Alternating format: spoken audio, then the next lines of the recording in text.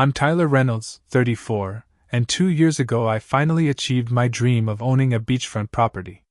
After countless overtime hours and sacrificed weekends, I transformed that neglected house into something beautiful.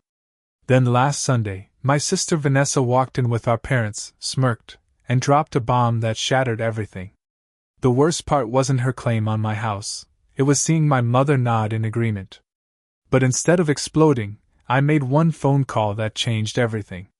Before I tell you how this family betrayal unfolded, drop a comment letting me know where you're watching from and hit subscribe if you want more stories about standing up for yourself when family tries to take advantage of you.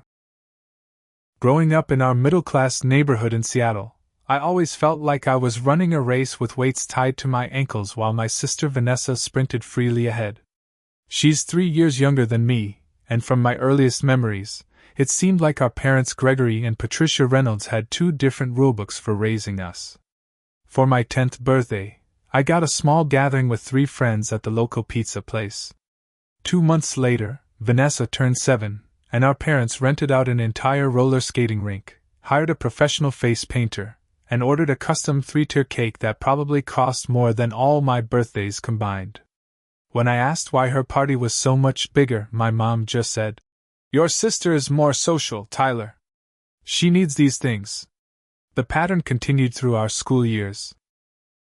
When I made honor roll for the first time in 6th grade, my achievement earned a quick "Good job, son," from my dad and a distracted nod from Mom, who was busy helping Vanessa with her science project.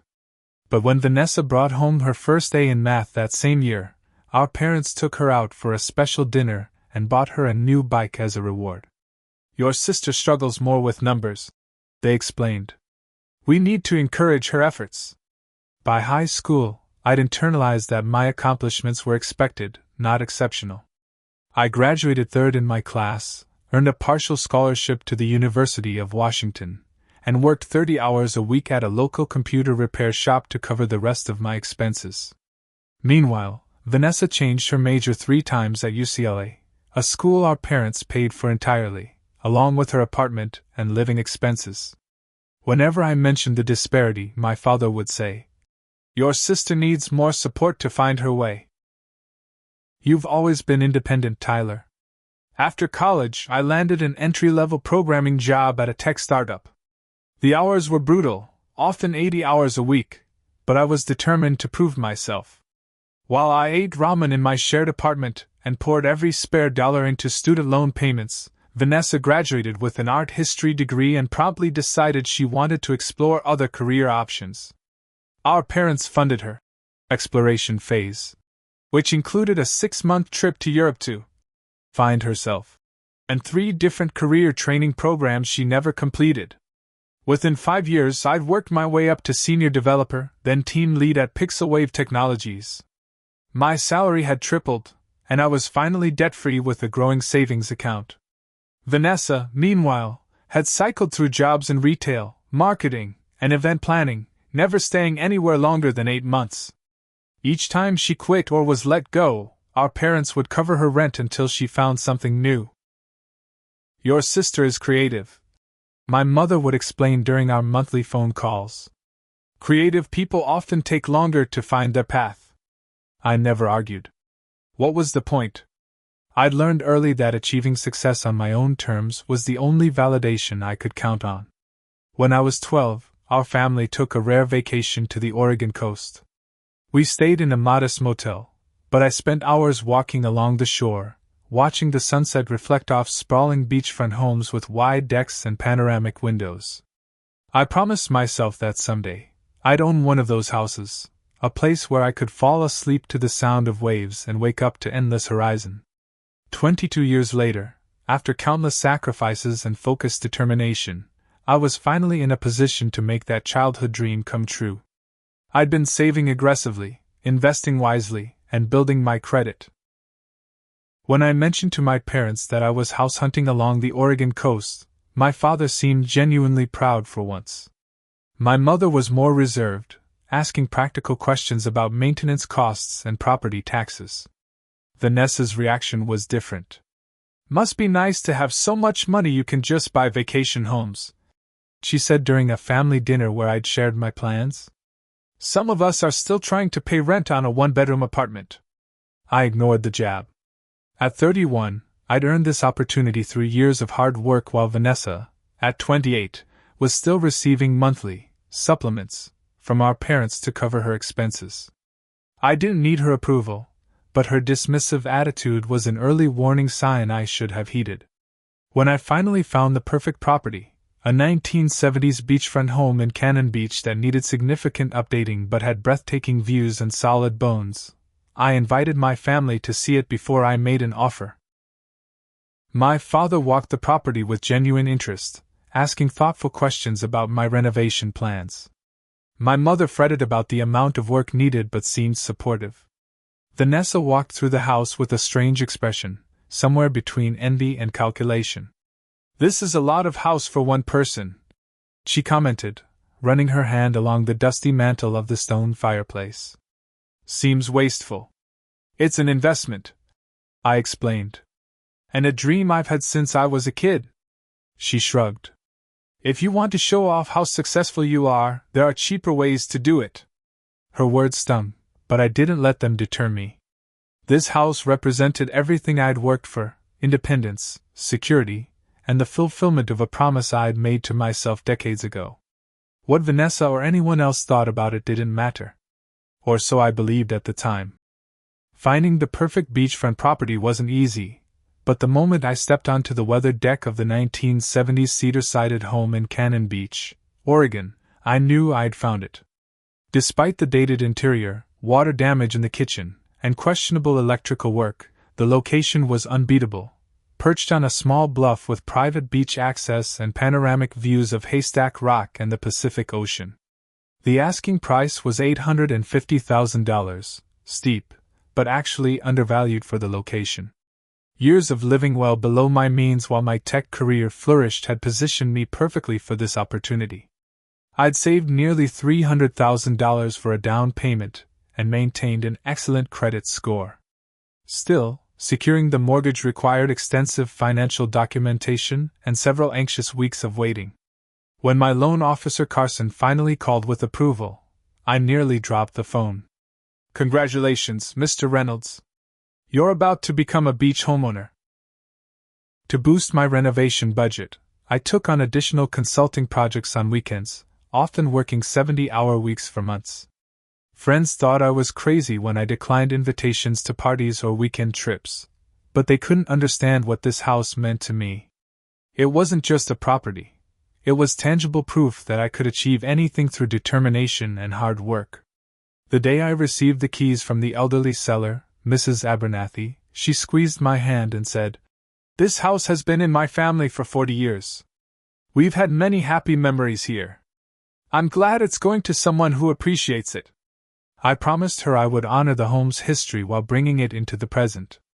That first night, sleeping on an air mattress in the empty living room with waves crashing below, I felt a sense of accomplishment deeper than any professional achievement.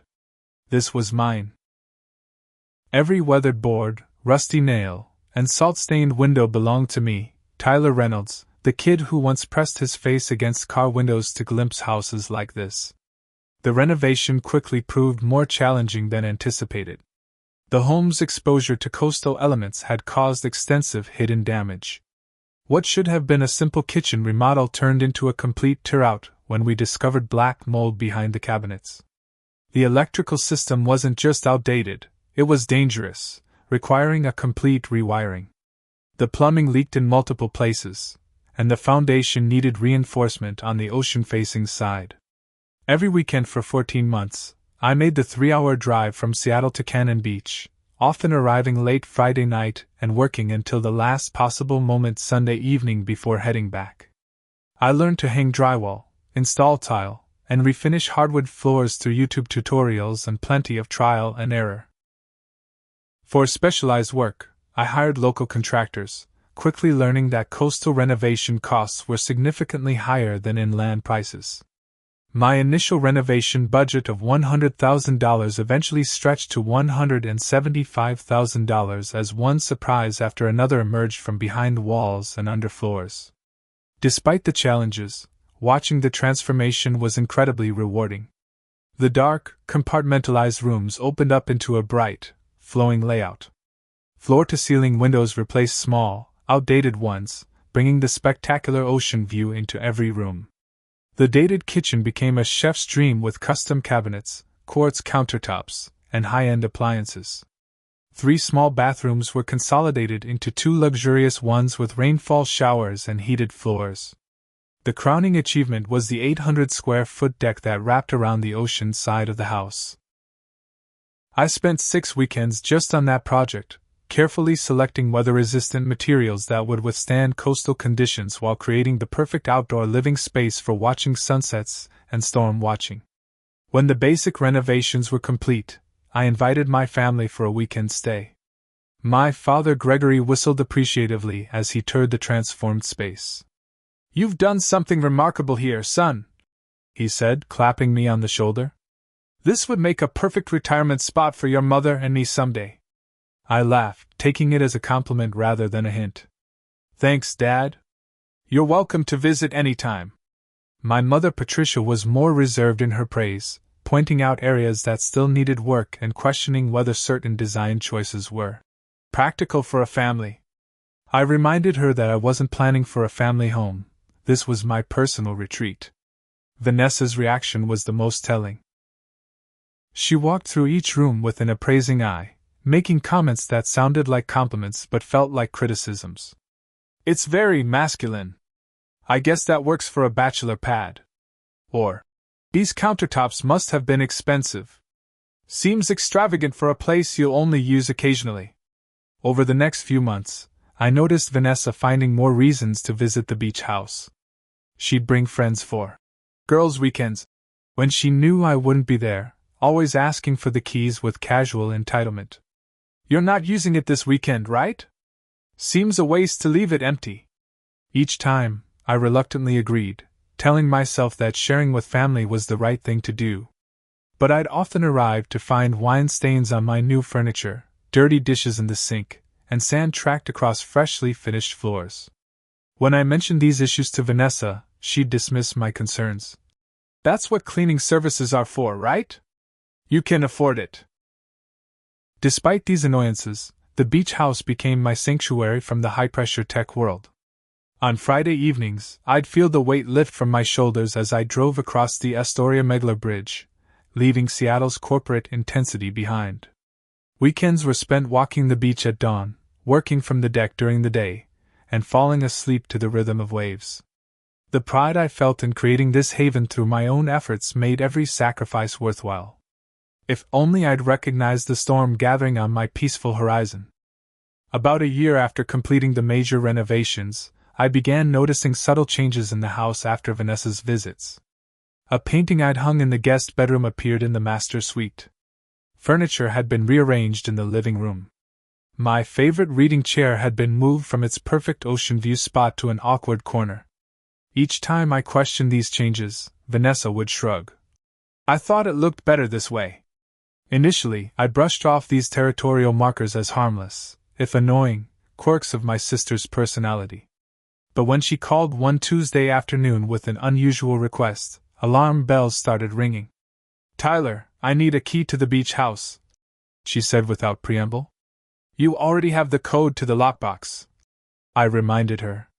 "No, I mean my own key. You know, so I can check on things when you're away on business trips. Make sure everything's okay." Something in her tone made me hesitate. "The neighbors keep an eye on the place, and I have security cameras. Don't you trust me?" she asked, her voice taking on the wounded quality she'd perfected since childhood, the tone that usually resulted in our parents giving her whatever she wanted. "It's not about trust, Vanessa. It's about boundaries."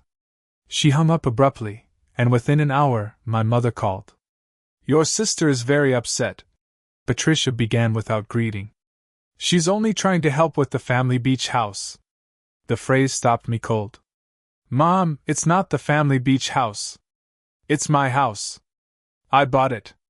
I renovated it. I pay the mortgage and insurance." A long pause followed. "Well, yes, technically. But family supports each other, Tyler. And eventually, these things become family properties. That conversation was the first clear warning that my understanding of the situation differed dramatically from my family's perception. The next red flag appeared at Thanksgiving when Vanessa arrived at the beach house with 3 friends I'd never met, all carrying overnight bags. "Hope you don't mind," she said, breezing past me into the kitchen. "I told the girls they could experience a beachfront Thanksgiving. There's plenty of room." Before I could object, she was giving them a tour, her voice drifting back to me. "And this is the master suite, which will eventually become the primary guest room once some changes are made." Later that evening, while her friends were enjoying wine on the deck, I overheard Vanessa on the phone in the hallway. "It's gorgeous, absolutely stunning," she was saying. "Don't worry, it'll probably be mine eventually anyway. Dad's already talked about it." My stomach tightened. When everyone had gone to bed, I confronted her in the kitchen. "Vanessa, we need to talk about boundaries and expectations regarding this house."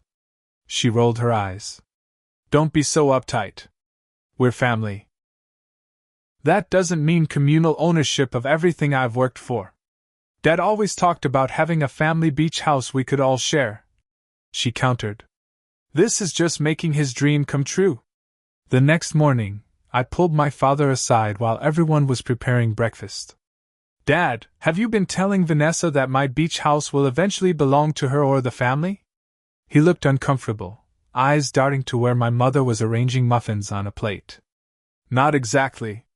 I may have mentioned that family properties often become gathering places for multiple generations. But this isn't a family property. It's my personal investment." He patted my shoulder in that dismissive way parents do when they're not really listening. "Of course, son. Right now it is." Those 3 words, "right now it is," haunted me for days afterward. A week later, while searching online for a specific coastal landscaping company, I stumbled across Vanessa's Pinterest account. Among her boards was one titled, "Beach House Renovations," filled with images of my house, photos she'd taken during visits, interspersed with design ideas and furniture selections completely contrary to my taste. In the description she'd written, "Planning the next phase for our Cannon Beach home." I showed the Pinterest board to my girlfriend Megan during her next visit. Megan had always been perceptive about my family dynamics, often pointing out patterns I was too close to see. "Tyler, this isn't normal," she said, scrolling through the images. "Your sister is literally planning a takeover of your property." "She's always been entitled," I said, "but this is extreme even for her. You need to set firm boundaries now," Megan advised. "With your sister and your parents. This isn't going to stop on its own." I knew she was right, but decades of family conditioning made confrontation feel impossible. Every time I'd stood up to Vanessa as children, my parents had intervened on her behalf, making me feel selfish and unkind for not giving her what she wanted. During the family Christmas gathering at my parents' home, my unease deepened when Vanessa brought up retirement plans during dinner. "Mom, Dad, have you thought more about that timeline we discussed?" she asked casually. "For the coastal move?" My father glanced at me briefly before focusing on his plate. "We're still a few years out, Princess. No rush to nail down details." "What coastal move?" I asked, looking between them. "Oh, nothing concrete," my mother replied too quickly. "Your father's always dreamed of retiring near the ocean. We've just been discussing possibilities." The conversation shifted abruptly to my cousin's new baby, but the damage was done. A plan was clearly forming that involved my property, and I was deliberately being kept in the dark. My 35th birthday should have been a celebration of personal and professional milestones. Instead, it became another piece in the increasingly disturbing puzzle of my family's intentions. My parents insisted on hosting a small dinner at their home, inviting only Megan, my best friend Daniel, and Vanessa. During his toast, my father raised his glass with words that seemed innocuous to everyone else but sent a chill through me. "To Tyler, who has always understood the value of hard work and the temporary stewardship of family treasures. May your investments continue to grow and benefit everyone you love." Temporary stewardship. Family treasures. The careful wording wasn't accidental. After dinner, while I was helping clear plates, my mother cornered me in the kitchen. Tyler, I've been meaning to ask, have you considered adding Vanessa to your beach house insurance? Just as a backup, in case anything happens to you. The casual way she suggested it, as if asking me to pick up milk on my way home, made it all the more unsettling. Mom, why would I add Vanessa to my property insurance? Well, family should protect family. And since the house will eventually be part of the family portfolio anyway. What family portfolio? This is my personal property. She patted my arm condescendingly. Of course it is, sweetheart. For now. 2 weeks later, while using my parents' computer to help my father troubleshoot email issues, I accidentally discovered an entire folder of correspondence between him and Vanessa. The subject line that caught my eye read, "Transfer of beach property options." Heart pounding, I clicked on the most recent email. Vanessa had written, "Dad, I've researched the property taxes, and they would increase significantly if we wait until after you retire to transfer the beach house. We should talk to Tyler sooner rather than later about the arrangement. Maybe after his promotion goes through? He'll be in a better financial position then and might be more receptive." My father's response was equally disturbing. "Let's not rush this, Vanessa. Your brother has always been reasonable about family matters once he understands the bigger picture. Your mother and I will lay more groundwork over the next few months. In the meantime, it doesn't hurt for you to establish more presence at the property. Familiarity helps smooth transitions." I closed the email and sat in stunned silence. The arrangement they referred to wasn't a vague future possibility. It was an active plan they were methodically implementing. That evening, I confronted my father directly. We sat in his study, the room where he'd once helped me with homework and later advised me on college applications.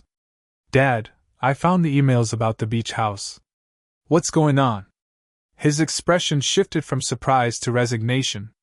"I was going to talk to you about this after things were more settled."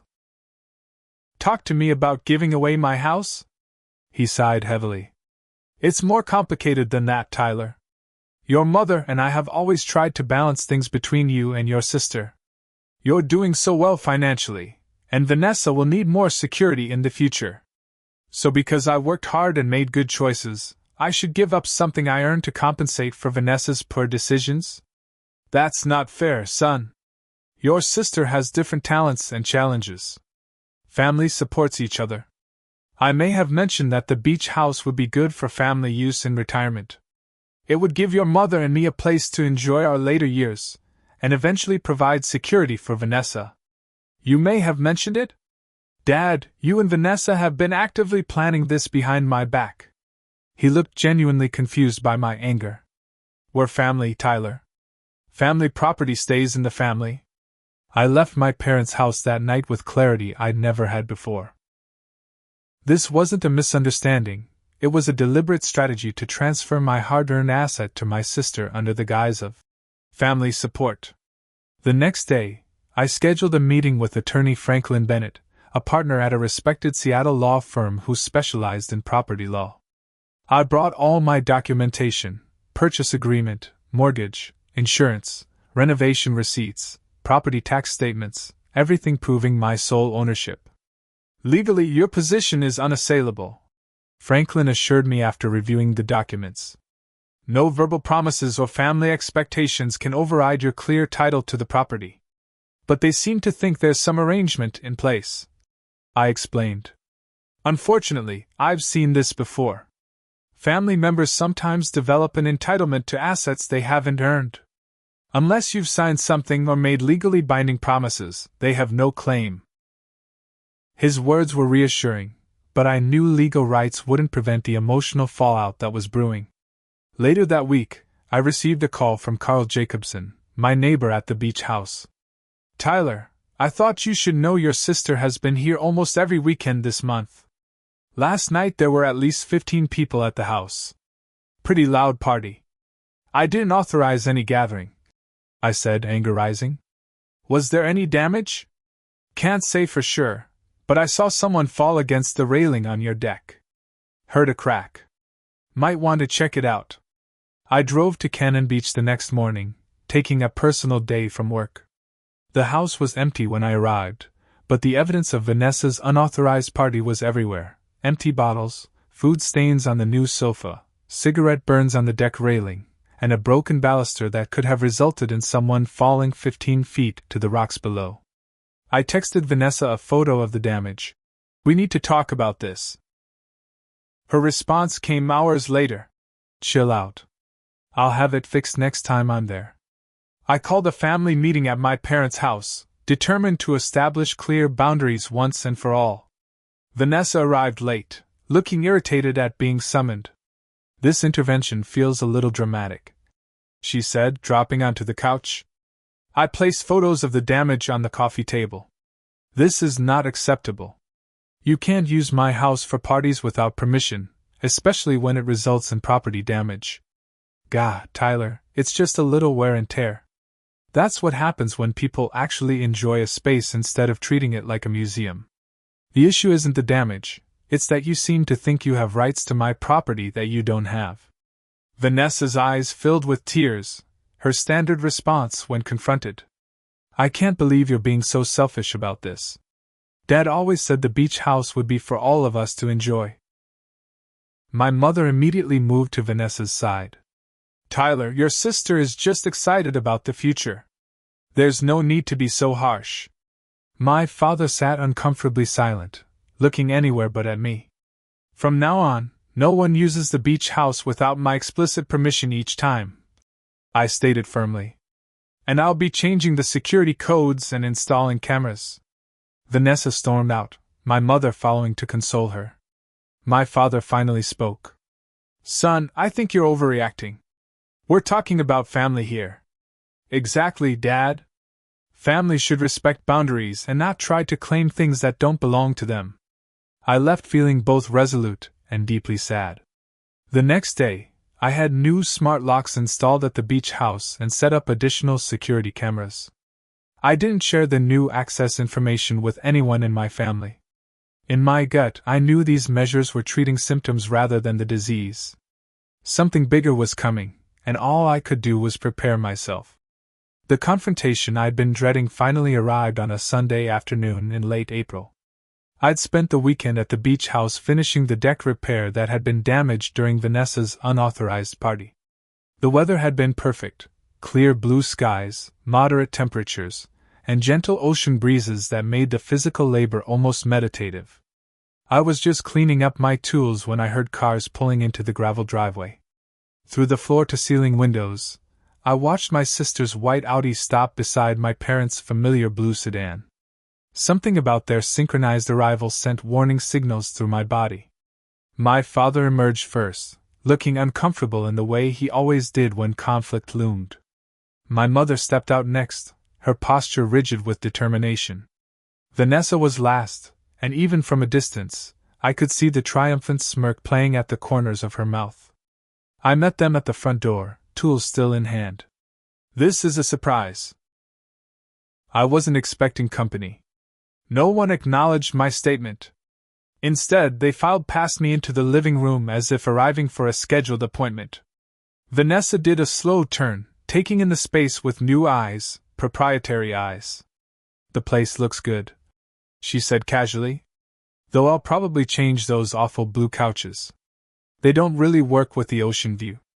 I set my tools down carefully, buying time to process her words. "Why would you change my furniture, Vanessa?" That's when she delivered the line that would change everything between us forever. With her hip cocked against the kitchen island and that smirk spreading into a full smile, she announced, "Dad promised this to me once he retires. Hope you didn't get too comfortable." The silence that followed seemed to stretch for miles. I looked to my father, expecting, hoping, for denial, but he studied the hardwood floors I'd refinished by hand. My mother filled the void. "It's better in her name anyway. You know how expensive these places are to maintain." The betrayal cut deep, not just the claim on my property, but the casual certainty with which they delivered it, as if my feelings and investment were irrelevant details in their family plan. Surprisingly, What I felt wasn't rage but a profound clarity. Years of subtle manipulation and uneven treatment crystallized into a single, undeniable truth. My role in this family had always been to provide, to sacrifice, to give way to Vanessa's wants. Not this time. I took a deep, steadying breath. When exactly did you make this promise, Dad? My father cleared his throat. We've always talked about family property staying in the family. Your mother and I aren't getting any younger, and we've been thinking about retirement plans. That doesn't answer my question. Tyler, don't be difficult. My mother interjected. We're trying to plan for everyone's future here. Vanessa will need security after we're gone, and you're doing so well with your career. So I'm being punished for my success while Vanessa is rewarded for her lack of it? Vanessa's smirk faltered. It's not a punishment. It's just fair. You have so much already. I pulled out my phone and made a call. The person on the other end picked up immediately. Franklin? It's Tyler Reynolds. Are you still in the Cannon Beach area for your daughter's recital? I listened briefly. Perfect. Could you stop by my property on your way back? Something's come up that requires immediate legal attention. My mother's eyes widened. Who are you calling? My attorney. He happens to be nearby. Vanessa laughed nervously. You're being dramatic, Tyler. We're just having a family discussion. No, you're making claims on my legal property. That moves this beyond a family discussion. The next 20 minutes passed in tense silence. My parents whispered to each other by the windows while Vanessa paced the kitchen, her earlier confidence visibly eroding. I sat calmly on one of the awful blue couches, mentally cataloging every sacrifice that had gone into creating this home. When Franklin Bennett's Tesla pulled up, I felt a wave of gratitude for the coincidence that had placed him so near when I needed him. Franklin was in his 50s, with salt and pepper hair and the confident bearing of someone accustomed to navigating complex situations. He assessed the room quickly as I made introductions. Mr. and Mrs. Reynolds, Ms. Reynolds, I'm Franklin Bennett, Tyler's attorney. I understand there's some confusion about the ownership of this property. There's no confusion, my mother began. We're simply discussing future family arrangements. Arrangements that involve ownership transfer of my client's property without his consent? My father stepped forward. This is a family matter, Mr. Bennett. I'm sure we can resolve it without legal involvement. That's when I reached into my pocket, removed my house keys, and handed them to Franklin. The deliberate action silenced everyone. List it first thing tomorrow, I said clearly. Full market value. Vanessa's face contorted in shock. What are you doing? Selling the house. You can't sell my house, she shrieked, the mask of composure completely gone. I met her eyes steadily. Funny, that's exactly what I'm doing. What followed could only be described as chaos. Vanessa burst into tears, real ones this time, not the performative drops she'd perfected for getting her way. She accused me of betraying the family, of being selfish, of ruining everyone's future. My mother alternated between trying to calm Vanessa and appealing to my better nature. My father finally found his voice, attempting to backpedal. Son, we just thought it would stay in the family. That's all we meant. Then someone in the family can buy it at market value, I replied evenly. Otherwise, it goes to whoever makes the best offer. We can't afford market value, Vanessa shouted through tears. You know that. That's the point, isn't it? You want something valuable without paying for it. You want the reward without the work. That's been the pattern our entire lives. Franklin cleared his throat. I believe it would be best if everyone took some time to calm down. Tyler has made his position clear. As the legal owner, he has every right to sell his property. We're your family, my mother said, her voice quivering between anger and disbelief. Yes, you are. And families should respect each other's boundaries and achievements, not try to take them away. My father placed his hand on my mother's shoulder. Let's go, Patricia. We all need to cool off. Vanessa wasn't ready to concede. If you sell this house, I'll never speak to you again. For the first time in my life, that threat didn't move me. That's your choice to make. I watched from the deck as their cars pulled away, feeling a complex mixture of emotions, grief for what our relationship should have been, relief at finally standing my ground, and a strange, unexpected lightness. Franklin stayed behind briefly to discuss next steps. Are you sure about this, Tyler? Family conflicts can sometimes be resolved with time. I've never been more certain of anything, I told him. This house was my dream, but I won't let it become a symbol of exploitation. I'd rather sell it to strangers who value it properly than give it to family who only value what they can take from me. As the sun set over the Pacific that evening, I sat alone on my deck for what I knew might be one of the last times. The house had represented so much to me: achievement, security, fulfillment of a childhood dream. Yet I felt no regret about my decision to let it go. Some prices are too high, even for dreams. That night alone in the beach house became a strange liminal space between my old life and whatever would come next. My phone buzzed constantly with texts and calls from family members, but I silenced it and watched the waves instead. Around midnight, I finally called Megan, who had been sending supportive messages without demanding responses. I'm selling the house, I told her when she answered. Are you okay? No judgment, no questioning my decision, just concern for my well-being. That's why I loved her. Actually, yes. For the first time in years, I feel like I'm seeing my family clearly. It hurts, but it's also freeing.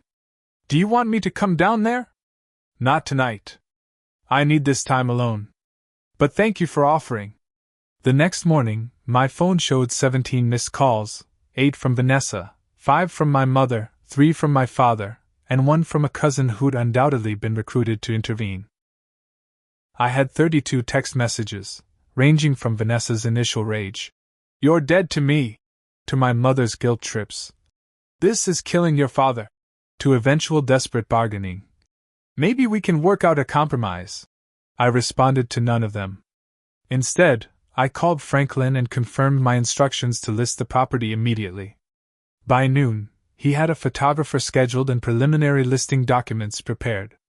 My mother's passive-aggressive campaign intensified throughout the day. "I don't understand how you could tear the family apart over a house," one message read. Another stated, "After everything we've done for you, this is how you repay us?" That last text actually made me laugh out loud. What exactly had they done for me compared to what they'd done for Vanessa? Every achievement in my life had been accomplished through my own efforts, often despite their lack of support rather than because of it. My father's approach was different. Awkward attempts to frame the situation as a simple misunderstanding. "Your mother and I never meant to upset you, son," he wrote. "We just thought you understood our hopes for the family's future. Can we talk about this calmly?" Vanessa's messages evolved from anger to threats. "I'm talking to a lawyer," she claimed. "You can't sell property that was promised to me." When that didn't elicit a response, she switched to attacking my character. "You've always been selfish. No wonder you don't have real friends." By Wednesday, I'd returned to Seattle and my regular work routine, though nothing felt regular anymore. Franklin called with updates about the listing preparation and mentioned that Vanessa had indeed contacted his office. "She claims your father promised her the property in writing," he told me. "I asked for documentation, but so far nothing has materialized." "Because it doesn't exist," I replied. "Even if Dad wrote something down, it wouldn't be legally binding since he has no ownership stake." "Correct. But you should be prepared for more desperate measures as this proceeds." He wasn't wrong. That evening, I received a call from my Uncle Robert, my father's older brother. "Tyler, I hear there's quite the situation with the beach house," he began. I braced for another attempt at manipulation, but what came next surprised me. "I want you to know I think you're doing the right thing. This pattern with your sister isn't new, and it's about time someone stood up to it." His words unlocked something in me. "You've seen this happening?" "For years. Gregory and Patricia have always had a blind spot where Vanessa is concerned. The family has noticed, but everyone stays quiet to keep the peace." The validation from an outside family member, someone who had observed the dynamics objectively, strengthened my resolve. Franklin listed the property on Friday morning at $1.3 million, significantly above what I'd invested but reasonable given the extensive renovations and the heated coastal real estate market. By Sunday, we had 7 showing requests scheduled.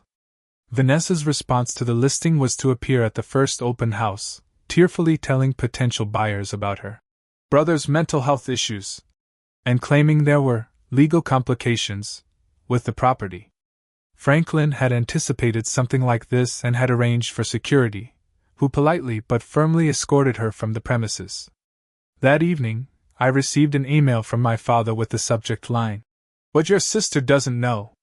Inside was a scanned letter on his personal stationery dated 2 years earlier, addressed to Vanessa.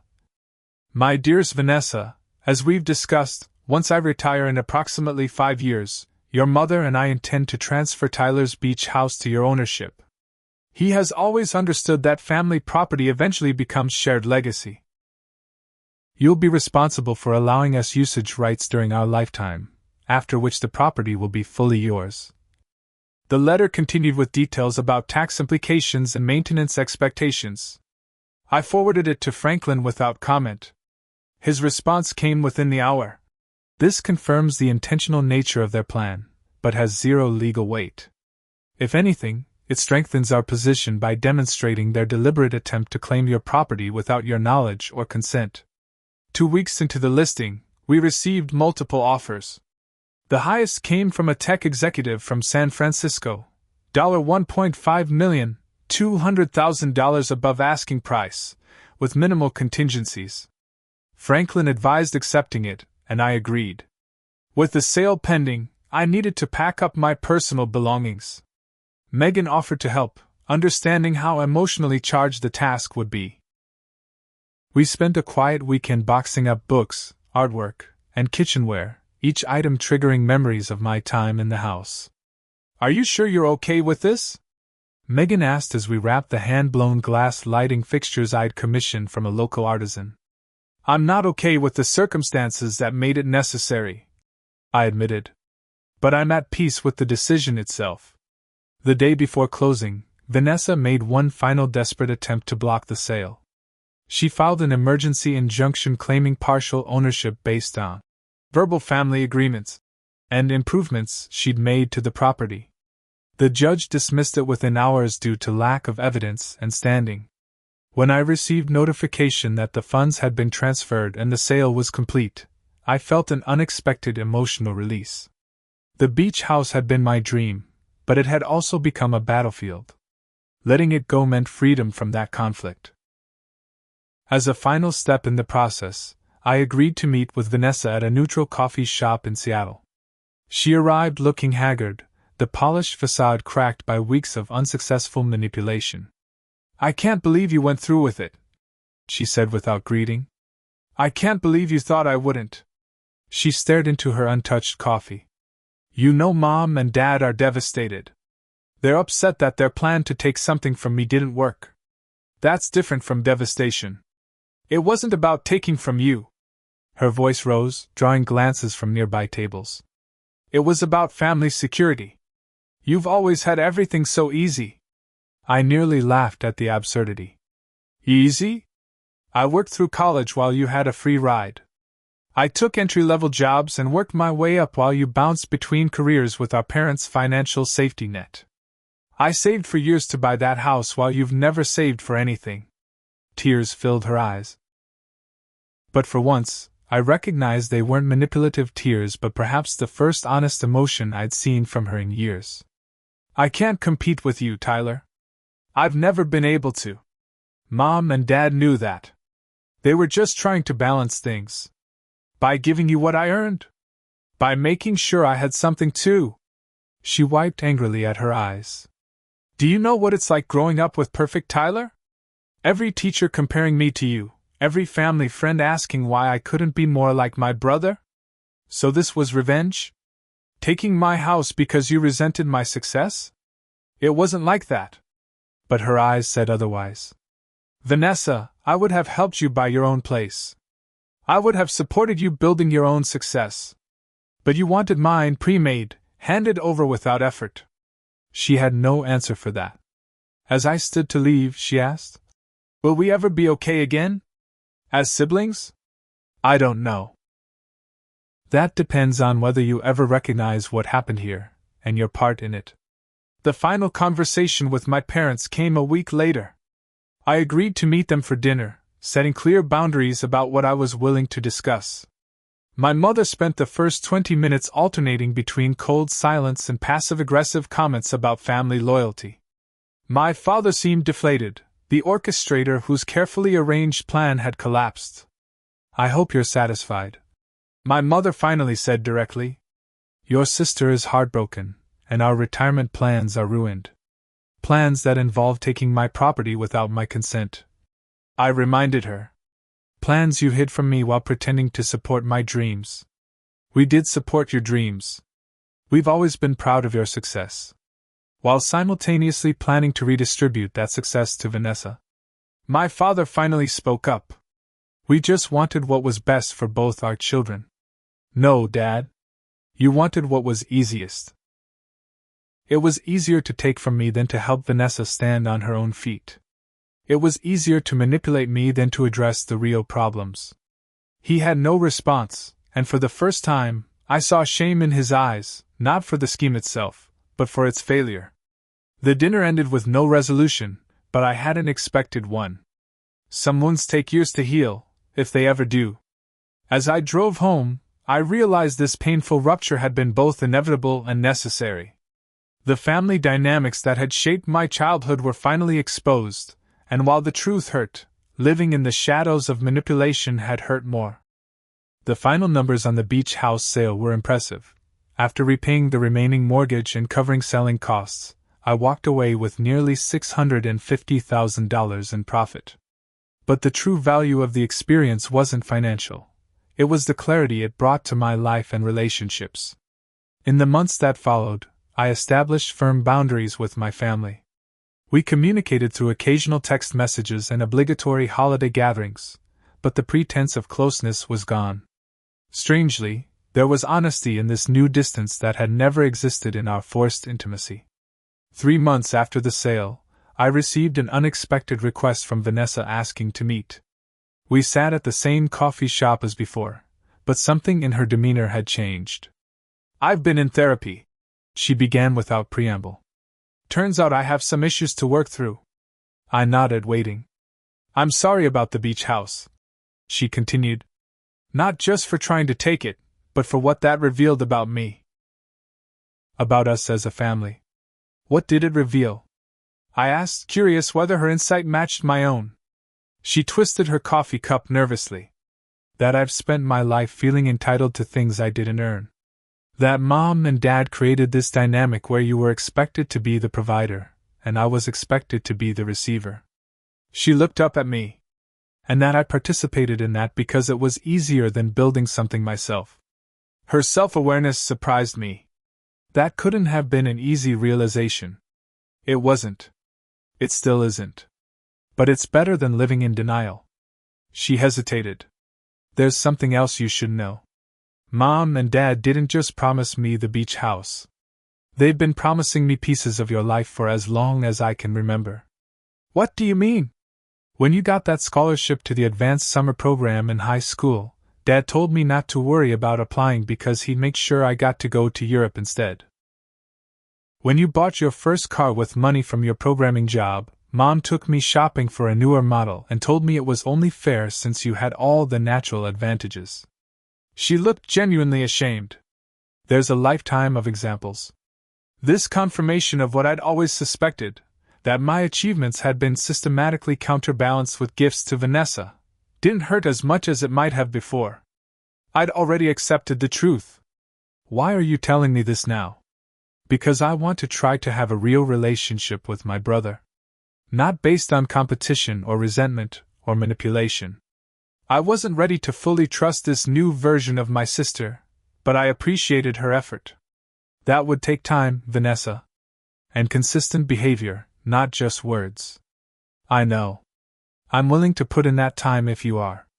We left it as a tentative opening, not forgiveness exactly, but the possibility of a new beginning.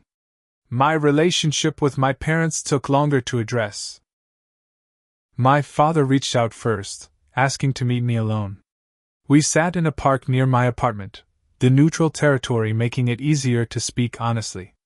"Your mother still doesn't understand why you're being so rigid about this," he began, and my heart sank at his framing. But then he surprised me. "But I do. I've been thinking about it constantly, and I see it now." "See what, Dad?" "How we set you up to be the responsible one, the provider, while protecting Vanessa from consequences. How unfair that was to both of you." He looked older than I'd ever seen him, the weight of recognition heavy on his shoulders. "I told myself it was because she needed more help, but really, it was because it was easier than pushing her to grow. And me? Why push me so hard while giving her so much? Because you responded to pressure by succeeding. It was like a magic formula. Expect more from Tyler, and he delivers. Expect nothing from Vanessa, and she needs nothing." He shook his head. I see how twisted that logic was now. We didn't resolve everything in that conversation, but it was the most honest exchange we'd ever had. My mother remained distant, unable or unwilling to recognize her role in the family dynamics. Perhaps she never would. With part of the proceeds from the beach house sale, I invested in therapy for myself. The experience had unearthed patterns and wounds that deserved professional attention. Through that work, I came to understand that my drive for success had been partly fueled by a desperate need to prove my worth to a family that consistently undervalued me. That insight didn't diminish my achievements, but it helped me recognize that I no longer needed to prove anything to anyone. I also used some of the money to purchase a new property, not another beach house, but a small, private cabin in the Cascade Mountains. No family member had the address. This space was truly mine, without the baggage of expectations or entitlement. Most importantly, the beach house episode transformed my relationship with Megan. She had stood by me through the entire ordeal, offering support without judgment and insight without pressure. 6 months after selling the beach house, I asked her to marry me during a sunset hike near my new cabin. "I've learned what home really means," I told her as I offered the ring. "It's not about the building or the location. It's about being with someone who respects your boundaries, celebrates your successes without resentment, and loves you for who you are, not what you can provide." She said yes, and we began planning a life that wouldn't be defined by my family's dysfunctional patterns. The irony wasn't lost on me that losing my dream house had ultimately given me the freedom to build a dream life. Sometimes the most valuable lessons come wrapped in the most painful packages. By trying to take what was mine, my family had inadvertently given me something far more precious: the courage to break toxic patterns and create healthier boundaries. Looking back, I realized that what happened with the beach house wasn't really about property at all. It was about respect, recognition, and the painful process of reclaiming my own narrative from people who had been rewriting it my entire life. The house had been beautiful, but the self-respect I gained was priceless. Have you ever had to make a difficult decision to protect yourself from family members who took advantage of your success? Or have you struggled with family dynamics where one person is held to different standards than others? Drop a comment below and share your experience. Sometimes knowing we're not alone in these struggles is the first step toward healing. Don't forget to like and subscribe if this story resonated with you, and share it with someone who might need to hear that it's okay to stand up for yourself, even when it's your own family you're standing up to. Thanks for listening to my journey, and remember, sometimes the most loving thing you can do for yourself and others is to establish clear, firm boundaries.